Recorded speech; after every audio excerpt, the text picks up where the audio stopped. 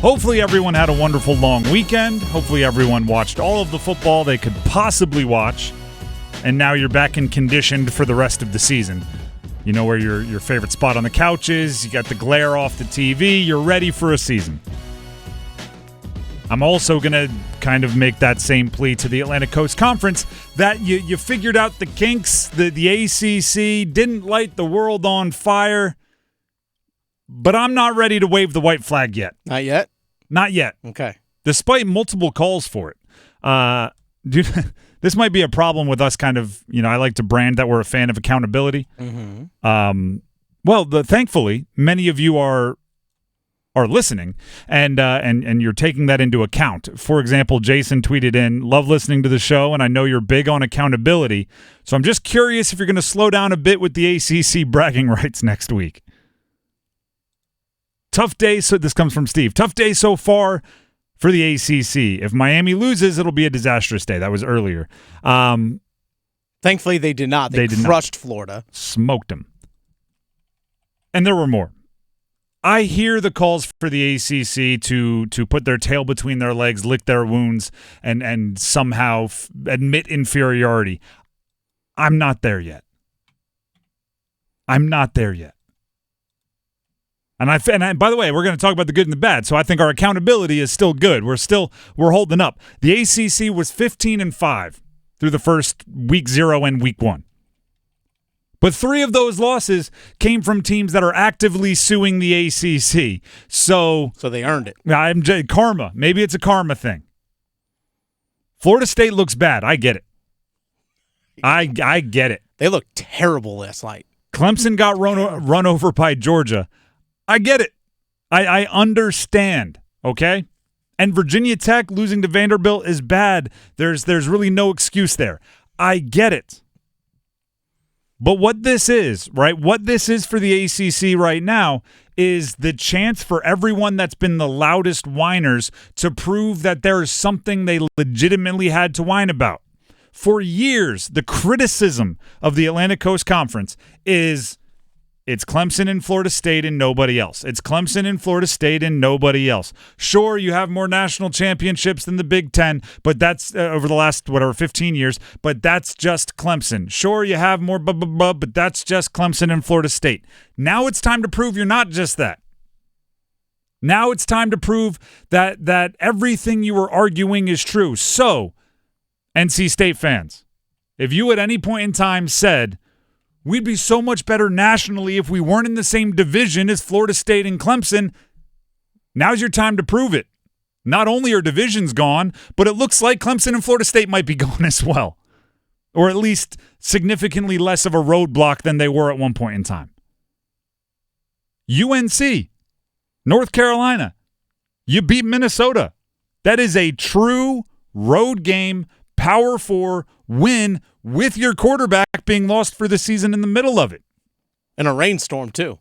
And didn't look like the most fun game to play, if we're being honest. No. But it's more fun for the team that scored 2 more points than the other. Both of Florida State's losses actually prop up another ACC team. Georgia Tech is in the AP Top 25 as updated today. Yep. 23rd. Jumped up to 23. Boston College, after yesterday, I'm sure will vault quite a bit in everybody's rankings and or reputation.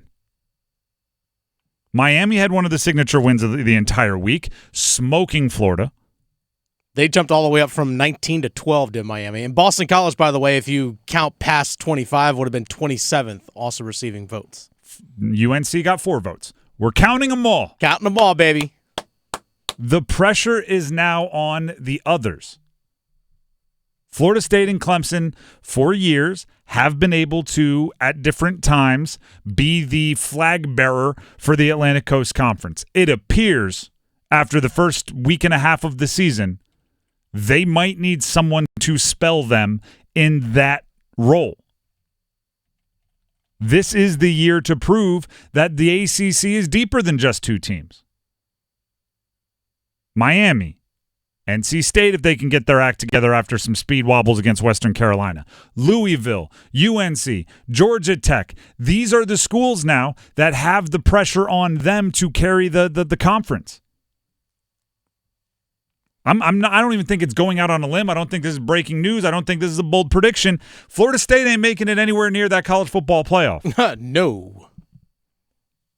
Clemson, obviously, one loss is not the death sentence that it used to be in some of those races. So if they get right, and maybe Georgia is that kind of juggernaut, I'm not counting them out completely. But if the ACC is going to get 2 or 3 teams into the college football playoff, it's going to have to be some names that aren't the top 2 over the last 15 years. It has to be that way. I'm not waving the white flag, but it is the moment where, like, star player gets hurt. You look at the guy on the bench who's been asking for minutes, going like, hey, guess what? You're in the game, bud. Take off the warm-ups. Yeah, you wanted the ball? Here it is. Here it is. And it's sink or swim. And you need 3 or 4 or 5 of them to swim. What I will also say is Notre Dame looking solid, right? Winning that Texas A&M game.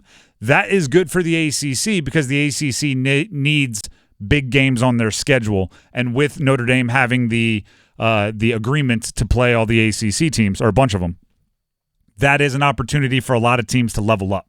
Got to win them, though. Got to win them, got to look good in them. Mm-hmm. Right? Got to pass the eye test in them. There's no way, and this is part of why college football is great.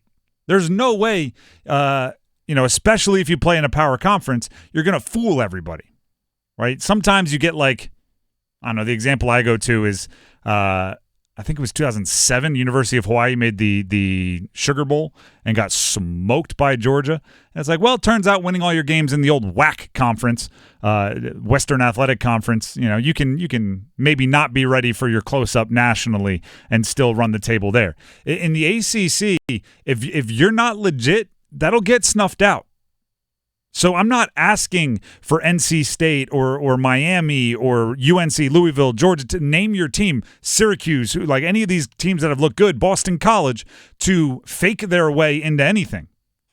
I'm saying there's going to be opportunities for you to prove that you don't need to fake anything. And yes, if those teams fail, if all of these teams run into each other, don't look good, if all of these teams falter in their biggest games, then there will have to be some accountability for the ACC, and I'm comfortable calling for that.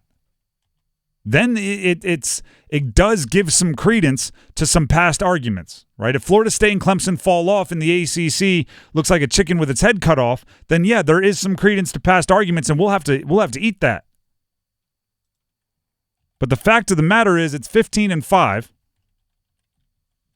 What does that mean? We have Stanford lost, Virginia Tech lost, Florida State lost, Clemson lost. Out of 17 teams, 13 are still undefeated. I'm not throwing in the towel yet. Let's go. I'm not here to say the ACC isn't what we thought it is yet. I am here to say Florida State might not be what we thought it was. Big Ten only had 1 loss to an ACC school.